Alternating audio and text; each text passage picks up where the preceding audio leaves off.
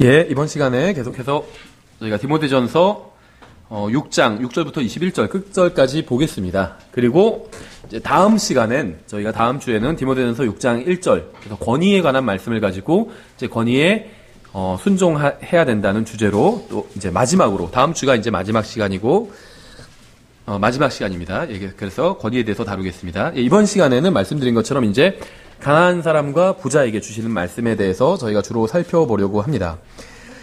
디모데전서 6장에는 이제 6절부터 10절까지는 가난한 자들에게 주시는 말씀이에요. 우리가 쭉 읽어볼 텐데, 가난한 자에게 주시는 말씀이고, 17절부터 19절까지는 이제 부유한 사람들에게 주시는 말씀입니다. 먼저 이 두 부분을 간단하게 살펴보고, 그 다음에 이제 성경의 다른 부분에서 이제 또 비슷한 말씀을 살펴보고, 다시 이제 강해로 돌아오도록 하겠습니다. 먼저 6절을 보시면 그러나 만족하면서 하나님을 따르는 것은 큰 이득이 되느니라. 그래서 여기서 이제 하나님을 따르는 것이라고 했는데 이제 사실 번역이 좀 어려워요. 가딜리네스입니다. 가딜리네스. 그래서 하나님과 같음이라고 볼 수가 있습니다. 예전 성경엔 경건이라고 돼 있죠. 경건. 경건이란 말이 여러 번 말씀드렸지만 우리나라 말로는 좀 쉽지가 않아요. 근데 영어로 보면 쉽습니다. 경건이란 말이 가들리죠, 가들리. 그러니까 하나님과 같은 것. 가들리네스, 마찬가지죠. 그래서 하나님을 따르는 것이라고 했는데, 지금 제가 말씀드린 건 틀렸다는 말은 아닙니다, 번역이. 하나님과 같은 것이에요. 가들리네스. 이제 하나님을 따르는 것. 그래서 만족하면서 하나님처럼 하는 것. 하나님을 따르는 것은 큰 이득이 있대요. 문제가 뭐냐면, 하나님을 따르면서 살지만, 만족하지 못하는 사람도 있어요. 그러니까 성경대로 살려고 노력하고 실제로 죄를 짓지는 않아요. 성경대로 사는데 만족을 못해요. 마음속엔 불만이 있고 그런 경우가 있죠. 반대로 만족하기는 하지만 하나님을 따르지 않으면서 사는 사람도 있습니다. 자기 멋대로 살면서 만족해요. 이 정도 살면 뭐 나는 더 이상 원하는 거 없어. 그렇게 생각하는 사람이 있어요. 그러니까 이건 구원받았든 구원받지 않았든 다 해당이 됩니다. 자기 멋대로 살면서 만족하는 삶을 사는 사람도 있고 성경에서 말씀하신 것처럼 경건하게 하나님의 뜻대로 살면서 또 만족하지 못하면서 사는 사람도 있죠. 둘 다 잘못된 것입니다. 주님께서는 하나님을 따르면서 만족할 것을 요구하고 계신 것이죠. 7절에 우리가 이 세상에 아무것도 가지고 오지 아니하였은즉 아무것도 가지고 가지 못할 것이 확실하니 공술의 공수거라는 말도 있죠. 그래서 우리는 이 세상에 아무것도 가지고 오지 않았다는 사실을 기억해야 합니다. 그래서 죽으면 아무것도 가지고 가지 못하죠. 그렇죠? 그러니까 어떻게 보면 출생은 공평하게 출생하지는 않았잖아요. 누구는 부잣집에서 태어나고 누구는 가난한 집에서 태어났으니까. 죽을 때는 공평하게 만들죠. 부자라고 해서 더 갖고 갈 수 있는 것도 없고 가난하다고 해서 뭘 덜 갖고 가는 것도 아니죠. 아무것도 가져가지 못합니다. 8절 먹을 것과 입을 것이 있은즉 우리가 그것으로 만족할 것이니라. 그러니까 우리가 만족할 수 있는 조건이 먹을 것과 입을 것이래요. 우리는 거기다 집까지 해주면 좋은데 의식 주니까 집을 쏙 빼셨어요. 그래서 집만 있으면 만족할 수 있을 것 같은데 집에 지금 융자만 다 갚으면 만족할 수 있을 것 같은데 근데 안타깝게도 그런 말씀은 성경에 없습니다. 집이 없어도 만족할 수 있대요. 먹을 것과 입을 것이 있으면.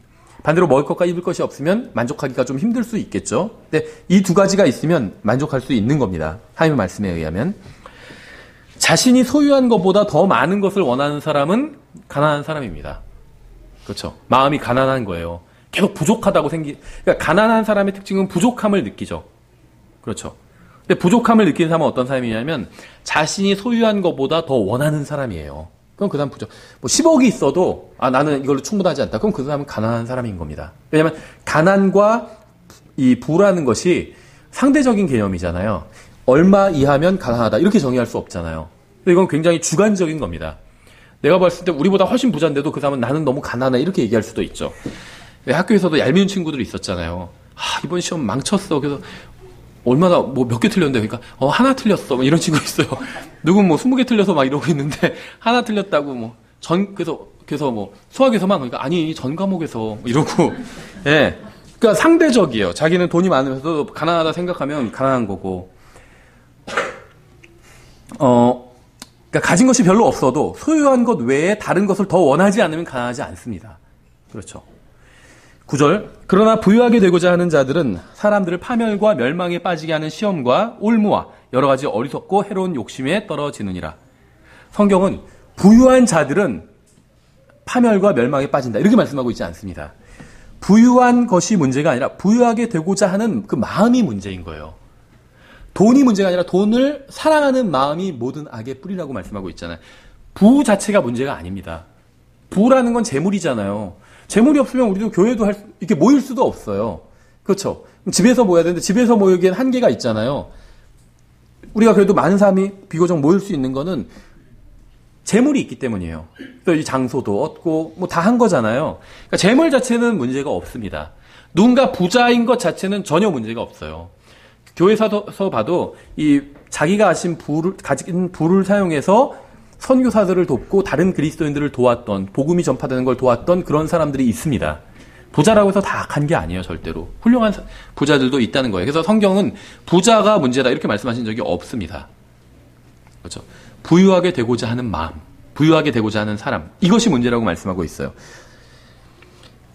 돈을 사랑함이 모든 악의 뿌리이니 어떤 자들은 돈을 탐내다가 믿음에서 떠나 잘못하고 많은 고통으로 자기를 찔러 꿰뚫었도다.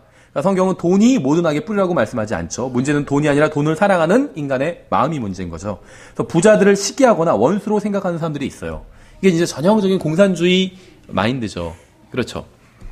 잘못된 겁니다. 부자는 악하다고 생각해요. 그러니까 가진 자, 가지지 못한 자 이렇게 나누잖아요.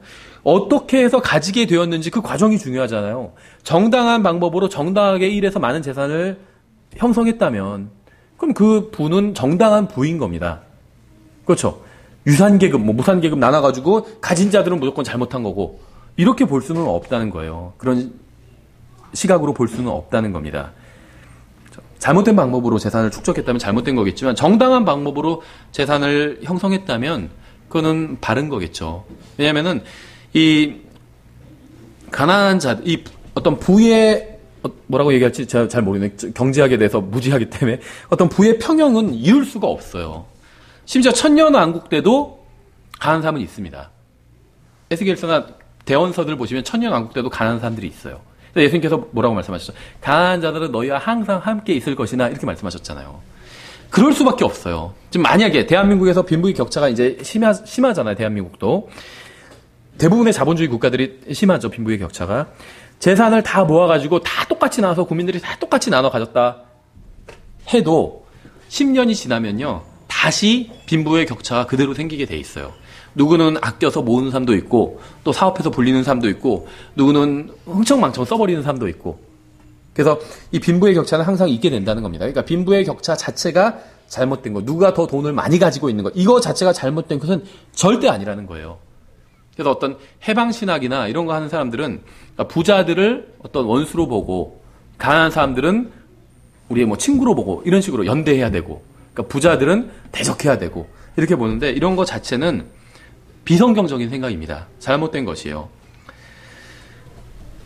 왜 그런지 제가 뒤에서 자세히 말씀드릴게요. 17절. 이 세상에서 부유한 자들. 그러니까 지금 여기서 6절부터 10절까지는 가난한 자들에 대한 말씀이에요. 가난한 자들에 대한 말씀을 한 가지로 요약하면 뭐죠? 가진 것에 만족하라는 거예요. 그렇죠. 부자가 되려고 하지 말라는 거예요. 그러니까 열심히 일하지 말아라. 열심히 일해서 재산을 많이 형성하면 잘못된 거다. 이런 얘기가 절대 아닙니다.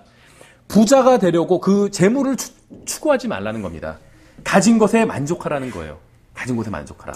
이게 이제 가난한 자들에 대한 말씀입니다. 17절부터 19절까지 이제 부자들에 대한 말씀이에요. 17절. 이 세상에서 부유한 자들에게 명하여 그들이 마음을 높이지 말고 확실치 않은 재물을 신뢰하지도 말며 오직 살아계신 하나님 곧 우리에게 모든 것을 풍성히 주사 누리게 하시는 분을 신뢰하고 굉장히 이제 재물에 대한 중요한 말씀들을 하고 있어요. 성경은 부유한 자들에게 명해서 그들의 재산을 모두 가난한 자들에게 나눠주게 하라 이렇게 말씀하고 있지 않습니다. 그렇죠. 우리가 앞에서도 뭘 살펴봤었죠? 주인과 종이 있어요. 주인이 형제가 있고 종인 형제가 있어요. 그러면 종인 형제가 먼저 교회를 다녔고 에베소 교회에 종인 형제가 먼저 교회를 다녔고 주인 형제도 교회에 다니게 됐어요. 그럼 주인인 형제에게 종인 형제를 해방시켜 주라 이렇게 말씀하고 있지 않죠. 오히려 종인 형제들에게 주인 형제들을 함부로 대하지 말라고 그렇게 말씀하고 있죠. 주인한테도 물론 그렇게 말씀하고 있지만 해방시켜라 이렇게 말씀하고 있지는 않다는 거죠. 여기도 마찬가지의 맥락입니다. 부유한 형제들에게 그리스도인 중에 말씀하시기를 그 재산을 가난한 자들에게 다 나눠줘라 이렇게 말씀하고 있지 않다는 겁니다. 그렇죠. 설교자가 부유한 자들에게 선포할 말씀은 교만하지 말고 재물에 신뢰를 두지 말고 하나님을 신뢰하라는 말씀이에요. 그러니까 가난한 자들에게 주시는 하나님의 말씀은 가진 것으로 만족하라는 것이었고, 그리고 부자가 되려고 마음 먹지 말라는 거예요. 열심히 일해서 재산이 모이는 건 상관없어요. 근데 부자가 되려고 인생의 계획을 부자가 되는 것 이걸로 삼지 말라는 겁니다. 그게 가난한 자들에게 주시는 말씀이에요. 부자한테 주시는 말씀은 뭐냐면 교만하지 말고, 그렇죠. 돈으로 판단하니까 교만해지는 거잖아요. 교만하지 말고 재산을 신뢰하지 말고 하나님을 신뢰하라는 거예요. 아무리 재산이 많아도요, 병에 걸리면 고통받는 건 똑같아요. 강한 사람보다는 좀 더 좋은 병원에, 좀 더 좋은 침대에 눕는 거겠지만 똑같이 병 걸려서 똑같이 죽습니다. 돈으로 문제를 해결하는 건 한계가 있다는 거예요. 하나님만이 문제를 해결하실 수가 있어요. 그래서 부자들에게 주시는 말씀은 교만하지 말고 재산을 신뢰하지 말고 하나님을 신뢰하라는 게, 이게 이제 부자들에게 주시는 말씀이죠. 18절. 또 선을 행하게 하며 선한 일들에 부유하고. 가난한 사람도 선을 행할 수 있습니다. 근데 부자는 더 선을 행할 수가 있어요. 왜냐면 현대사회가 돈이 능력이잖아요. 더 능력이 많아요. 가난한 사람보다. 더 선을 행할 수가 있습니다. 그래서 부자들에게 하시는 말씀은 선을 행하라는 겁니다. 또 선한 일들에 부유하고 베풀기를 좋아하며 기꺼이 나누어 주게 하라. 또 다가올 때를 대비하여 자기를 위해 좋은 기초를 쌓게 할지니 이것은 그들이 영원한 생명을 붙들게 하려 함이라. 여러분이 경제적으로 어느 위치에 있든 상관없이 하나님의 말씀은 여러분이 이 세상에서 어떻게 살아야 하는지 그 길을 보여주고 있습니다. 부자든 가난하든 어떻게 살아야 되는지 길을 제시해주고 있다는 거예요. 주님께서는 우리가 영적인 것이 아닌 물질적인 것을 쫓느라 인생을 전부 낭비해 버리지기를 않기를 간절히 원하고 계십니다. 자신이 주님께로부터 받은 것을 누리는 것은 자유지만 부를 쫓는 것을 목표로 삼는 어리석은 짓은 피해야 돼요. 주님께서 나에게 복을 생각해 보세요. 제가 계속 강조드렸죠. 재산이 많은 게 저주는 아니에요. 그런 저주 있으면 다 받고 싶을 거예요. 그렇죠. 재산이 많은 건 저주가 아닙니다. 복이에요, 분명히. 반대로 가난한 게 저주는 아니에요. 그렇죠. 저주는 뭐냐? 죽어서 지옥에 가는 게 저주예요. 그렇죠. 가난한 건 저주가 아닙니다. 하지만 재산이 많은 건 반대로 복인 건 맞아요. 자기가 받은 복을 자기가 누리는 건 자유입니다. 모든 것을 누리게 하셨으나 이렇게 말씀하고 있잖아요. 누릴 수 있어요. 자기가 가진 것 자체를 가지고. 그렇죠. 그거 자체는 자유입니다. 그걸 그래서 함부로 판단하면 안 돼요. 저 형제가 왜 저런 걸 샀지? 왜 저런 차를 샀지? 함부로 판단할 건 아니에요. 그건 그 사람이 가진 걸 지금 그 사람이 누리고 있는 거예요. 그렇죠. 그건 함부로 판단할 바가 아니라는 겁니다. 그래서 자신이 가지고 있는 재산을 누리는 것은 자유지만 부를 쫓는 것을 목표로 삼는 것은 어리석은 짓이라는 겁니다. 이 세상에는 가진 자들과 가지지 못한 자들이 있어요. 정치인들은 자신들의 목적을 이루기 위해서 이제 이들의 갈등을 부추깁니다. 우리나라만 그런 게 아니라 미국도 마찬가지예요. 그렇잖아요. 미국에서도 모르겠어요. 정치적인 얘기가 해도 되는지 모르겠는데 그 버니 샌더스 같은 경우에 굉장히 인기가 한국에서도 많이 있었어요. 대학생들과 소위 우리나라 이제 지식인들 층에서. 미국도 마찬가지고. 근데 저도 자세히는 모르지만 미국에는 다른 그리스도인들이 하는 얘기를 들어보니까 이 사람이 가난한 자들을 위해서 정책을 이야기하고 좋은 점도 많다고 생각해요. 하는데 자기 재산을 들여서 그렇게 하지는 않는다고 하더라고요. 이 사람도 돈이 많은 사람이에요, 아주. 그러니까 말로는 가난한 자들을 위해서 얘기하는데 실제 자기 재산은 들이지 않는다고 하는데 저도 정확히는 모르겠어요.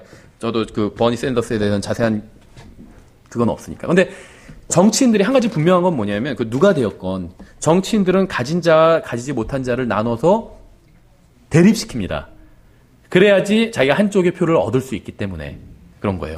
그렇죠. 그래서 갈등을 부추긴다는 거죠. 우리는 그리스도인으로서 본질을 놓치지 말아야 됩니다. 우리가 추구해야 할 유일한 주제는 예수 그리스도예요. 우리는 인간의 생각이나 의견이 아닌 하나님의 말씀으로 인생의 균형을 잡아야 됩니다. 중요한 것은 우리의 생각이 아니라 하나님의 말씀이 무엇이라고 말씀하시는가 이것이기 때문에 이제 좀 관련된 구절들을 찾아보면 고린도서 8장 9절에 이렇게 말씀하고 있어요. 굉장히 이제 부에 대해서 중요한 말씀을 하고 있습니다. 고린도서 8장 9절에 잘 아시는 구절이에요. 우리 주 예수 그리스도의 은혜를 너희가 알거니와 그분께서 부요하셨으나 너희를 위하여 가난하게 되심은 자신의 가난으로 말미암아 너희를 부요하게 하려 하심이라. 지금 이제 제가 여기서 이 구절을 자세하게 강의하려는 건 아닌데, 예수님께서는 부자인가요? 가난한 분인가요? 예수님은 부자일까요? 가난한 사람일까요? 가난한 분일까요? 이 말씀에 의하면 예수님은 가난한 분인가요? 부유하신 분인가요? 그분께서 부유하셨으나 이렇게 말씀하고 있잖아요. 예수님은 부자였어요. 그렇죠. 그러니까 주님은 분명히 부유한 분이었습니다. 그런데 우리를 위해서 가난하게 되셨어요. 우리가 기억해야 될 점은 주님께서 가난하게 되신 이유입니다. 부자지만 우리를 위해서 일시적으로 가난해지셨습니다. 그렇죠. 누군가 주님의 재산을 빼앗아 가서, 아니면 주님께서 투자를 잘못해서, 아니면 주님께서 쓸데없는 걸 잘못 사서, 뭐 부동산이 폭락해서 그래서 가난해지신 게 아니에요. 주님께서 가난하게 되신 이유는 우리를 부유하게 만들기 위해서 자신의 재산을 사용하셨기 때문입니다. 그렇죠. 물론 이제 이 말씀이 포함하는 게 뭐 물질적인 것만 이야기하는 건 아니죠. 어떤 영적인 것과 여러 가지를 말씀하시는 거겠죠. 아니면 주님의 권리와 이런 것들을 다 말씀하시는 거겠죠. 근데 그런 걸 지금 우리가 다 따지자는 건 아니에요. 그냥 단편적으로 그냥 있는 그대로 구절에서 있는 걸 그냥 1차원적으로 보면 주님께서 말씀하신 그대로 우리가 과정은 잘 몰라도 부요하셨지만 우리를 위해서 가난해지셨어요. 왜 그랬냐면 자신의 부를 우리를 위해서 사용하셨기 때문에 가난해지셨다. 일단 이렇게 이해할 수가 있겠죠. 문제의 본질이 무엇인지 아세요? 이기심이에요. 이기심. 이기심은 죄입니다. 그러니까 모든 죄의 중심엔 이기심이 있어요. 이기심. 이기심이 없는 죄는 없습니다. 이기심이 없으면 죄가 아니에요. 이기심이 있으면 다 죄입니다. 기도는 죄가 아니죠. 기도해야 되죠. 근데 이기적인 기도는 죄예요. 그렇죠. 그러니까 이기심이 들어가면 다 죄로 만들어버려요.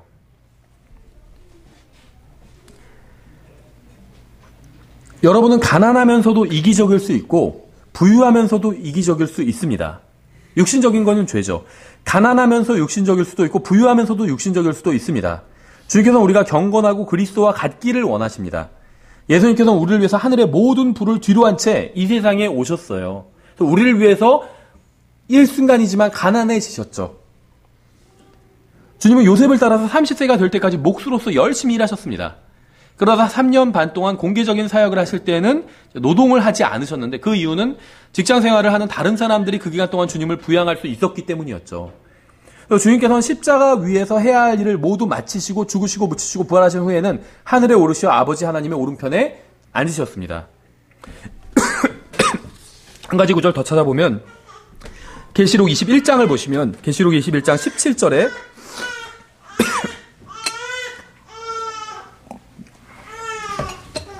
계시록 21장 17절에 21절까지 좀 긴데요. 주님께서 거하시는 곳의 환경에 대해서 설명하고 있죠. 계시록 21장 17절에 또 그가 그 도시의 성벽을 측량하매 사람의 치수 곧 천사의 치수에 따라 144 규빗이었더라. 그러니까 사람과 천사가 치수가 같아요. 그러니까 크기가 같은 거죠. 그 도시의 성벽 건조물은 벽옥으로 되어 있고 성벽이 벽옥으로 되어 있대요. 그 도시는 순금이며 맑은 유리 같더라. 그 도시의 성벽 기초들은 온갖 종류의 보석들로 장식되었는데 첫째 기초는 벽옥이요, 둘째는 사파이요, 셋째는 옥수요, 넷째는 에메랄드요, 다섯째는 홍마노요, 여섯째는 홍보석이요, 일곱째는 귀감란석이요, 여덟째는 녹주석이요, 아홉째는 황옥이요, 열째는 노국수요, 열한째는 청옥이요, 열두째는 자수정이더라. 그 12문은 12진주였으며 문마다 각각 한 개의 진주로 되어 있고 그 도시의 거리는 순금이며 마치 투명한 유리 같더라. 여러분 집의 벽은 무엇으로 되어 있나요? 나무나 시멘트 뭐 이런 걸로 되어 있겠죠. 그리고 거기에 벽지를 바른 거겠죠. 하나님의 집의 벽은 벽옥으로 되어 있어요. 보석으로 되어 있습니다. 그렇죠.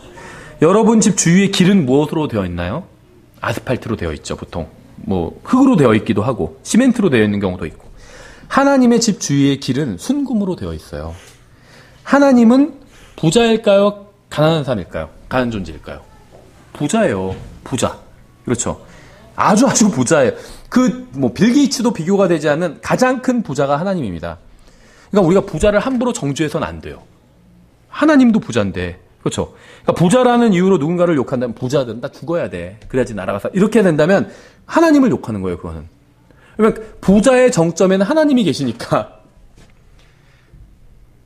이런 식으로 설교하니까 무슨 뭐 은사주의 설교자 같은데 어쨌든 일단 저는 팩트만 보자는 거예요. 이 세상에서 가장 부유하신 분은 하나님입니다. 그렇죠? 그러니까 부자를 함부로 욕해서는 안 돼요. 왜냐면 하나님이 가장 부자이기 때문에.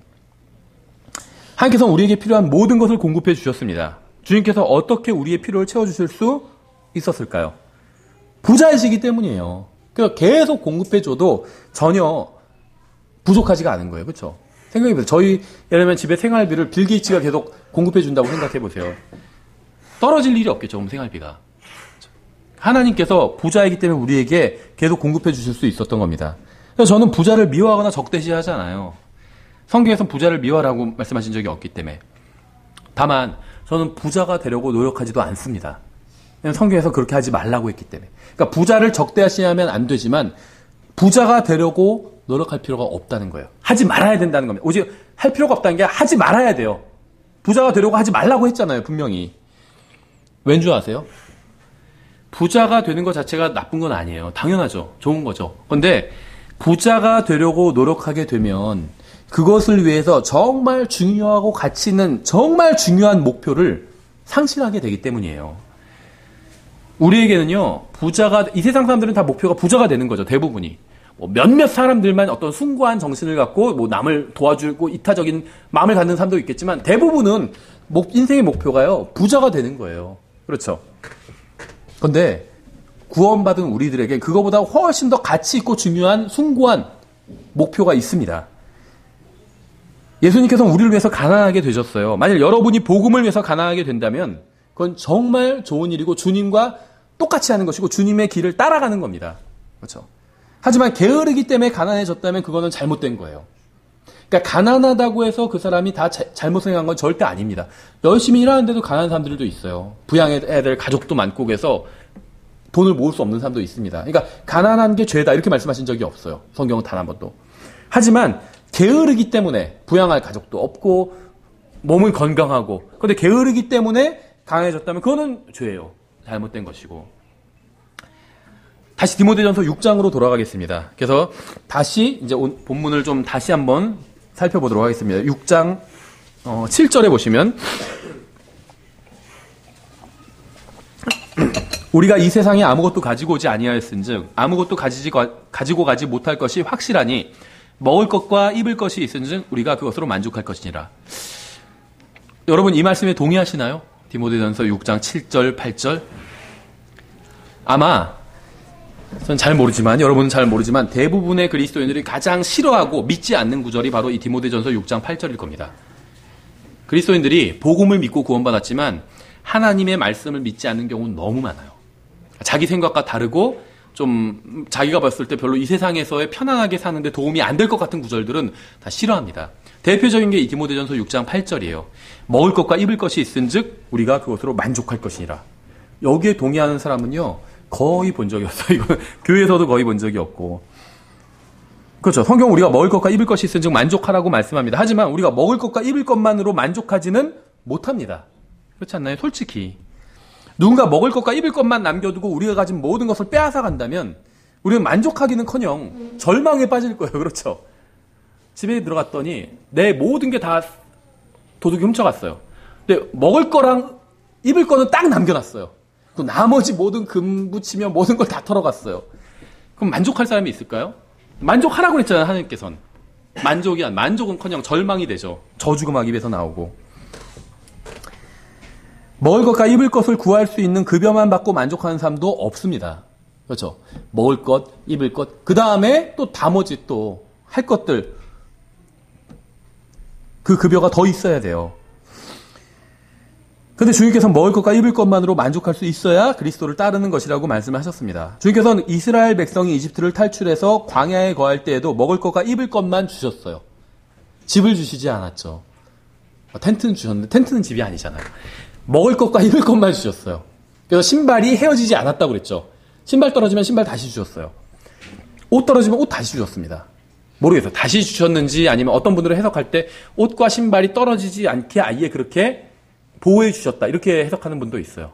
그러니까 그럼 내구성이 엄청난 거죠. 그 광야에서 그 안 좋은 환경에서 사막에서 40년간 신발이 떨어지지 않았다면 한 켤레를 계속 신은 거라면 내구성이 엄청난 거고 그게 아니라면 주님께서 계속 공급해 주신 거고. 근데 먹을 것과 음식과 의복을 계속 공급해 주셨어요. 광야에서도. 그것처럼 그리스도인들도 그렇게 공급해 주시겠다는 겁니다. 이스라엘 백성의 광야 생활은 그리스도인의 인생 여정을 상징적으로 보여주는 겁니다.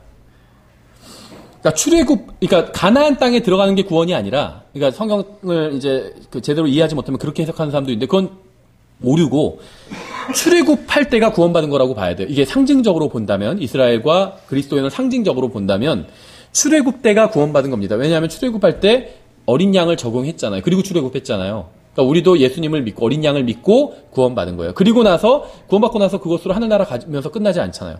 이 세상에서 신앙생활을 하잖아요. 그러면 온갖 어려운 일들이 닥치게 되죠. 그래서 출애굽하고 나서 광야 생활 40년간 이스라엘 백성들이 했어요. 그러니까 온갖 어려움을 다 겪게 된 것이죠. 하나님께서 40년 동안 음식과 의복을 제공해 주셨지만 그들은 결코 만족하지 못했습니다. 먹을 것과 입을 것으로 만족할 수 있다면 그리스도인다운 삶을 살 수 있어요. 우리도 마찬가지죠. 하나님께서 생각해 보세요. 지금까지 먹을 것과 입을 것은 다 갖고 있었어요. 그렇죠? 입을 게 없어서 막 난 벌거벗고 있었다. 1년 동안 벌거벗고 지냈어. 이런 사람 본 적이 없어요. 다 있었습니다. 그런데 만족하지 못한 적은 너무 많죠. 불만을 계속 토로하고. 믿음의 반대말이 뭔지 아세요? 불신이겠죠. 그런데 불만이에요. 불만. 이 불만은 불신에서 오는 거거든요. 누구에 대한 불신이냐면 하나님에 대한 불신이. 그리스도인들이 불만을 토로하는 건 그건 하나님을 신뢰하지 못하는 거예요. 9절에 그러나 부유하게 되고자 하는 자들은 사람들을 파멸과 멸망에 빠지게 하는 시험과 울무와 여러 가지 어리석고 해로운 욕심에 떨어지느니라. 부자가 아니라 부자가 되고자 하는 자는 시험과 울무에 빠지게 됩니다.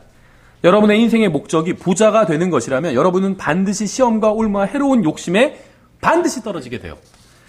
왜냐하면 성경은 먼저 주님의 왕국과 그분의 의를 구하라고 명령했기 때문에 만일 여러분이 하나님의 의보다 재물을 더 먼저 구하고 영적 성장보다 물질적인 번영을 구한다면 여러분은 반드시 시험과 울무에 떨어지고 말 것입니다. 생각해보세요. 자, 이제 함부로 판단하라는 게 아니에요. 미리 말씀드리면 예를 들면 왜냐면 저희 교회에서도 지금 한 10여 분이 이렇게 돌아가면서 매주 안 나오시거든요. 근데 무슨 사정이 있는지 몰라요. 그래서 함부로 판단하면 안 돼요. 그러니까 이건 예를 드는 거예요. 전 누군가를 염두에 둔 게 아니라 그냥 예를 든 거예요. 내가 하나님을 추구하면 잘은 몰라도 예배에 참석하려고 하겠죠. 그런데 하나님보다 만몬, 재물을 더 우선순위에 둔다면 경우에 따라서는 어떤 이득을 보기 위해서 예배를 빠질 수도 있겠죠. 전 뭐 다른 사람을 정죄하라는 게 아니에요. 교회에 지금 이 자리에 없는 사람을 정죄하라는 게 아니라 여러분 자신을 한번 이 말씀으로 여러분의 자신의 마음을 들여다보라는 겁니다. 다른 사람의 사정은 모르잖아요. 여러분의 사정은 여러분이 잘 알잖아요. 예배를 빠지면 내가 왜 빠졌는지 알잖아요. 그렇죠? 정말 불가피한 일로 몸이 아파서 아니면 불가피한 사정으로 빠질 수도 있어요. 가족 행사에 누가 결혼하기 때문에 그럼 거기 가야 되죠. 빠질 수도 있어요. 근데 그게 아니라 내가 어떤 경제적인 이득을 보기 위해서 빠지는 경우도 있다는 거예요. 그렇죠? 그건 다른 사람은 몰라요. 대부분 나 자신만 알고 있는 거죠. 그러니까 항상 재물만을 생각하면서 부자가 되려는 욕망으로 가득 찬 사람들은 시험과 울무에 빠지게 됩니다. 하나님을 추구하는 사람은요, 그런 시험 자체에 안 빠져요.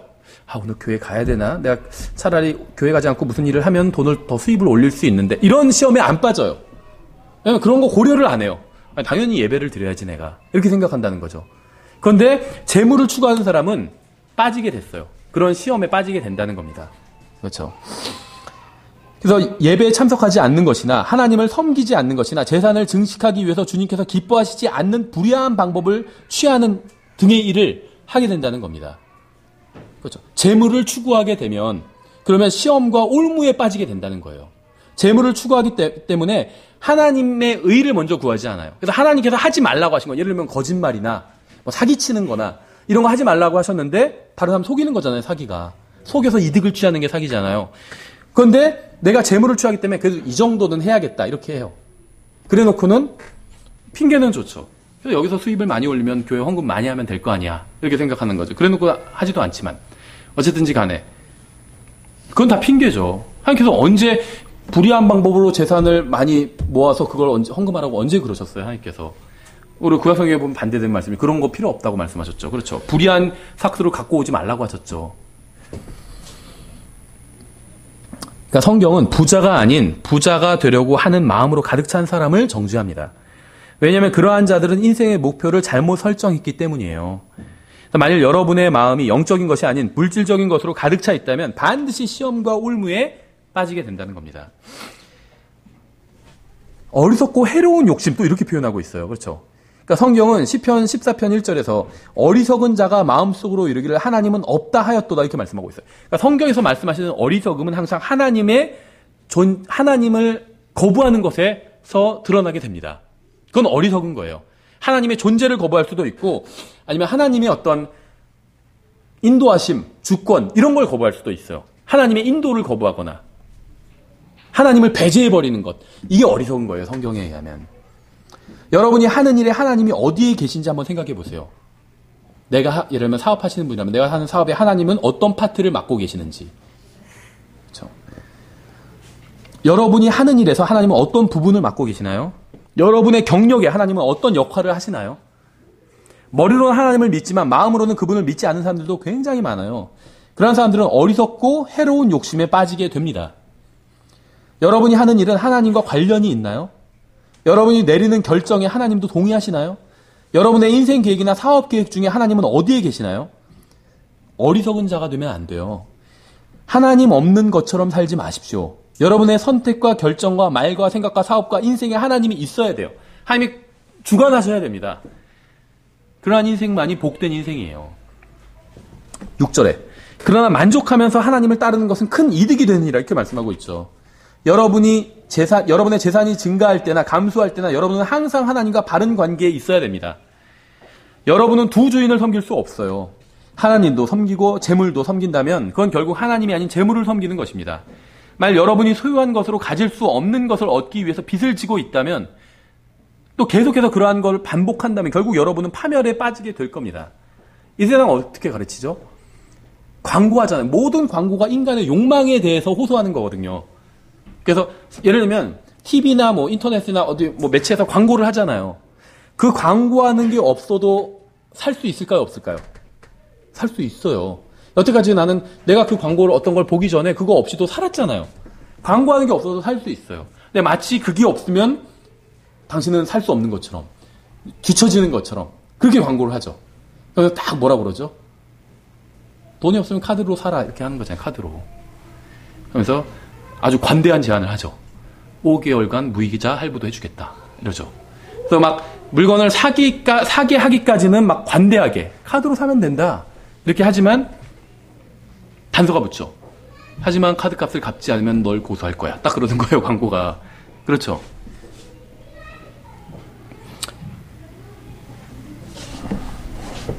어디까지 했었죠? 예. 그래서 가진 것으로 만족하지 못하는 것은 자신을 해롭게 하는 것이고 이거는 정부나 사회나 부모나 이웃의 잘못이 아닌 자기 자신의 잘못입니다. 왜냐하면 하나님께서 허락해 주신 것으로 만족하지 못하고 육신을 위해서 물질을 추구하다 함정에 빠지고 울무에 걸린 것이기 때문에 여러분은 가진 것으로 만족하시나요? 아니면 가지고 있지 못한 것으로 인해서 불만을 갖고 육신적인 방법을 동원해서 그것을 얻으려고 하다가 함정에 빠지고 울무에 걸리고 계시나요? 성경은 재물이 있어서는 안 된다고 말씀하신 적이 단 한 번도 없어요. 재물이 잘못이다 이렇게 말씀하신 적이 없습니다. 문제는 가진 것으로 만족하지 못하고 가지고 있지 않은 것을 얻기 위해서 정말 소중하고 가치 있고 중요한 것을 소홀히 여긴다는 거예요. 우리의 존재 목적, 우리의 사명, 맡겨진 일 이거를 무시한다는 겁니다. 내가 무엇인가 물질을 더 갖기 위해서. 여러분은 하나님을 위해서 인생을 사용해야 돼요. 주님을 섬기는 것이 인생의 목적이 되어야 합니다. 주님을 위해 사는 것으로 만족해야 돼요. 가지지 못한 것을 쫓느라 중요한 것을 놓치면 결국 함정에 빠지게 됩니다. 속지 마십시오. TV나 인터넷에서 광고하는 것 중에 우리가 소유하지 못했다고 해서 문제가 생긴 것은 단 하나도 없습니다. 인간을 비참하게 만드는 것은 다른 사람들이 소유한 것을 가지지 못했기 때문에 비참해진 것이 아니라 하나님께서 주신 것으로 만족하지 않기 때문에 또 하나님과 동행하지 않기 때문에 인간이 비참한 거예요. 다른 사람이 가지고 있는 것, TV나 어디서 광고하는 것을 내가 가지지 못했기 때문에, 좋은 차를 타지 못했기 때문에 비참한 것이 아니라 하나님께서 주신 것으로 만족하지 못하고 하나님과 동행하지 않기 때문에 비참한 거예요. 이게 성경이 말씀하시는 진리예요. 10절에 돈을 사랑함이 모든 악의 뿌리이니 어떤 자들이 돈을 탐내다가 믿음에서 떠나 잘못하고 많은 고통으로 자기를 찔러 꿰뚫었도다. 이 말씀은 가난한 사람과 부유한 사람 모두에게 해당됩니다. 가난하건 부유하건 돈을 사랑하면 악이 문을 열고 집으로 들어오게 돼 있어요. 돈을 사랑하면 그 돈을 내가 끌어모으기 위해서 수단과 방법을 가리지 않게 된다는 거죠. 악이 집으로 들어오게 되는 거예요. 죄가 집으로 들어오는 거죠. 돈을 사용하십시오. 돈을 사용해야 돼요. 근데 사랑하지는 말라는 겁니다. 돈을 사랑하면 고통을 당하게 됩니다. 성경이 그렇게 말씀하고 있잖아요. 마음을 그리스도께로 고정시킨다면 재산이 증가하거나 감소하는 것으로 해서 고통을 당하지 않게 됩니다. 하지만 돈을 사랑하면 기다리고 있는 건 언제나 고통이에요. 11절 그러나 오 하나님의 사람아 너는 이것들을 피하고 의와 하나님의 성품과 믿음과 사랑과 인내 온유를 추구하라. 믿음의 선한 싸움을 싸우며 영원한 생명을 붙들라. 그것을 위하여 너 역시 부르심을 받았고 많은 증인들 앞에서 선한 고백을 고백하였도다. 우리는 재물이 아닌 의와 하나님의 성품과 믿음과 사랑과 인내와 온유를 추구해야 됩니다. 그러니까 성경에서는 재물을 추구하지 말라고 말씀하고 있잖아요. 부자가 되려고 노력하지 말라는 거예요. 그러면서 무엇을 추구해야 되는지 말씀하고 있죠. 하나님의 성품, 의, 믿음, 사랑, 인내, 온유. 예수 그리스도의 성품들이에요. 이런 걸 추구하래요. 우리는 이런 것들을 추구하도록 부르심을 받은 겁니다. 13절 모든 것을 살리시는 하나님의 눈앞에서와 본디오 빌라도 앞에서 선한 고백을 증언하신 그리스도 예수님 앞에서 내가 내게 명하노니 너는 우리 주 예수 그리스도의 나타나심이 있을 때까지 점도 없고 책망받을 것도 없이 이 명령들을 지키라. 그러니까 이 재물에 관련된 게 주님과 재림을 기다리는 것과 관련이 있죠. 그분께서 자신의 때에 그 나타나심을 보이시리니 오해하지 마세요. 재물이 주님의 재림과 관련이 있다고 해서 가진 재물을 다 교회에 바치라 이 말이 아니거든요. 재물을 추구하지 말라는 거예요. 예수님을 추구하라는 겁니다. 영적인 것들, 영원한 것을 추구하라는 거예요. 재물을 추구하지 말고. 그분께서 자신의 때에 그 나타나심을 보이시리니 그분은 찬송받으실 유일한 권능자시죠. 왕들의 왕이시며 주들의 주시니라. 오직 그분께만 죽지 아니함이 있고 그분은 아무도 접근하지 못할 빛에 거하시며 아무도 그분을 보지 못하였고 또 볼 수도 없나니 그분께 존귀와 영존하는 권능이 있기 원하노라. 예수님을 볼 수도 없대요. 본 적도 없고. 이상하다가 33년 반 동안 이 세상에 계셨는데 예수님의 육신을 본 거죠. 그렇죠? 그 예수님의 육신은 2000년 전에 마리아의 태 속에서 마련된 거잖아요. 그게 예수님은 아니거든요. 예수님의 육신이 예수님은 아니에요. 그래서 예수님을 본 사람은 없어요. 예수님의 육신을 본 사람은 과거에 있었지만 우리는 재물이 아닌 예수 그리스도와 그분께서 다시 오시는 것을 추구해야 합니다. 그래야 이 그리스도의 심판석에서 점도 없고 책망받을 것도 없는 모습으로 드러나게 됩니다.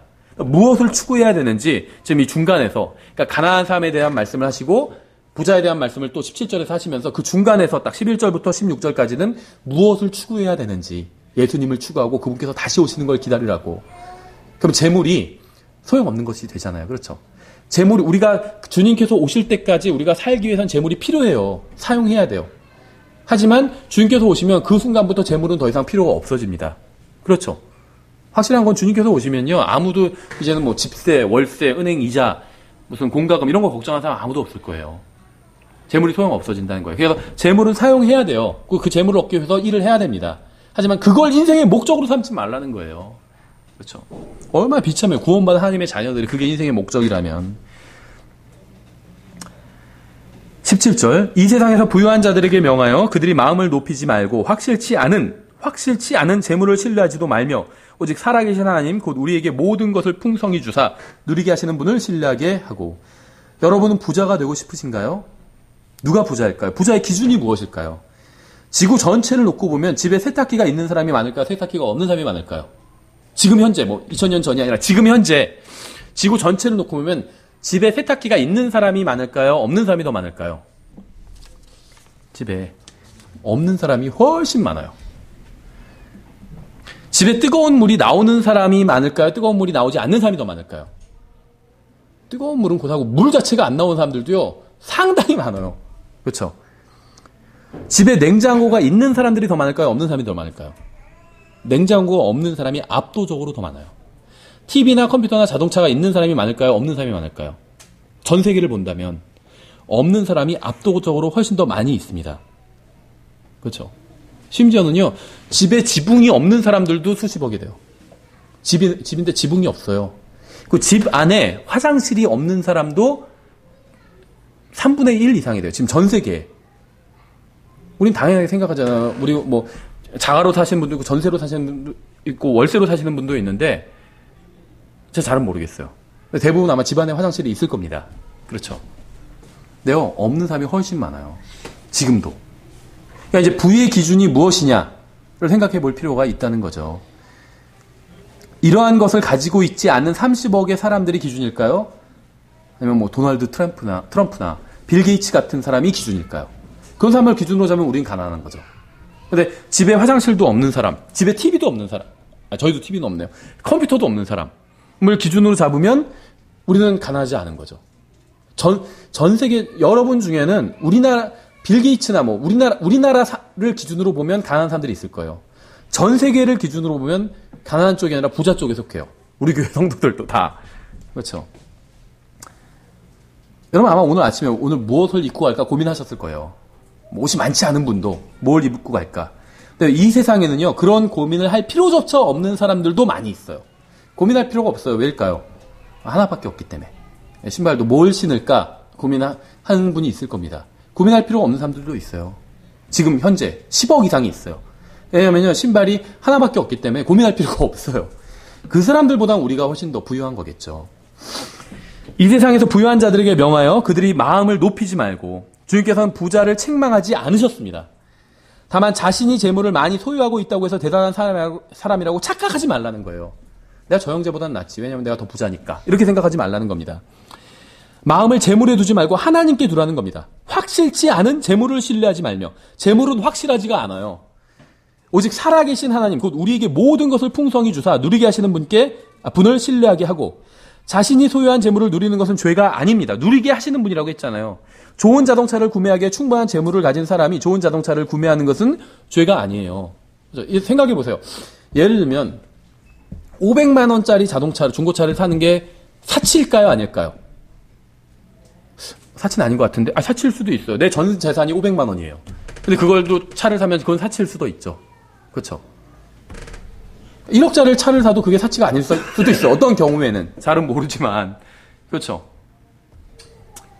남이 자기가 가진 것으로 누리는 것으로 인해서 뭐라고 할 필요가 없다는 겁니다. 그냥 하나님께서 그 사람에게 허용해 주신 거예요. 난 내가 가진 것으로 내가 적당하게 쓰면 되는 겁니다. 그렇죠. 다른 사람 상관할 필요가 없다는 거예요. 그러니까 자기가 좋은 자동차를 구매하기에 충분한 재산을 가지고 있는 사람은 좋은 자동차를 구매하는 것이 죄가 아닐 수도 있습니다. 그러니까 다른 사람이 소유한 것으로 인해서 그 사람을 비난하지 말라는 거예요. 성경에 따르면 우리는 모두 일을 해야 합니다. 그렇죠. 근데 우리가 일하기 위해서 누군가가 고용을 해줘야지 일을 하잖아요. 내가 사업하는 게 아닌 이상은. 근데 누가 날 고용해 줄까요? 부자가 고용해 주는 거예요. 일반적으로 내가 직원이라면 사장은 직원보다 훨씬 더 부자죠. 사장이 직원을 고용한 거니까. 그러니까 부자를 욕할 필요가 없다는 거예요. 부자가 날 고용해 준 거예요. 그렇죠. 물론 모든 것은 하나님께서 인도해 주시고 허락해 주신 거지만, 그러니까는 부자를 굳이 욕할 필요가 없다는 겁니다. 그 사람이 잘못된 방법으로 속여서 취한 거라면 하나님께서 다 심판하실 거예요. 부자를 존경할 필요도 없어요. 그렇죠. 비난할 필요도 없다는 거예요. 그러니까 기업을 운영하는 사람을 비난할 필요가 없습니다. 누군가 기업을 운영할 만한 자금을 가지고 있지 않았다면 많은 사람들이 직장을 갖지 못했을 겁니다. 그래서 누군가 부유한 사람이 있기 때문에 우리가 또 일을 할 수 있는 거겠죠. 그렇죠. 그 사람이 잘못한 부분은 하나님께서 심판하실 거니까 걱정할 필요가 없다는 거예요. 18절, 또 선을 행하게 하며 선한 일들에 부유하고 베풀기를 좋아하며 기꺼이 나누어 주게 하라. 주님께서는 우리가 가진 것으로 다른 사람들을 섬기기를 원하십니다.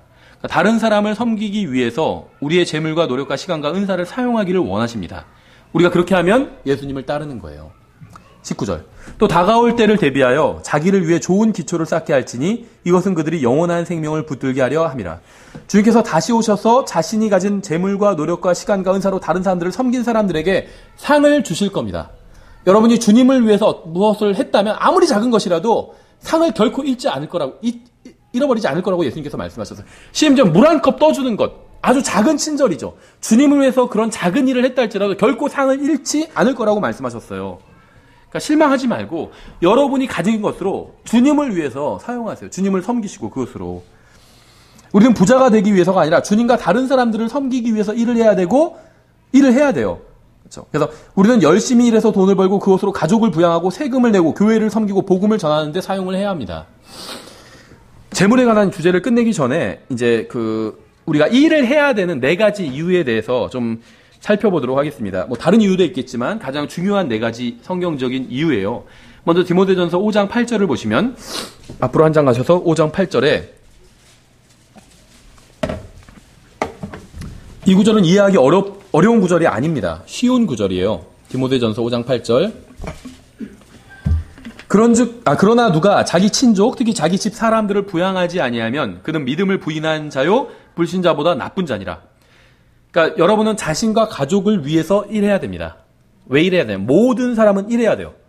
그러니까 뭐 너무 이제 예를 들면 나이가 많거나 뭐 병들었거나 이런 예외적인 경우 빼고, 그러니까 일할 수 있는 적절한 연령에 있고 이제 어떤 건강하다면 일을 해야 됩니다.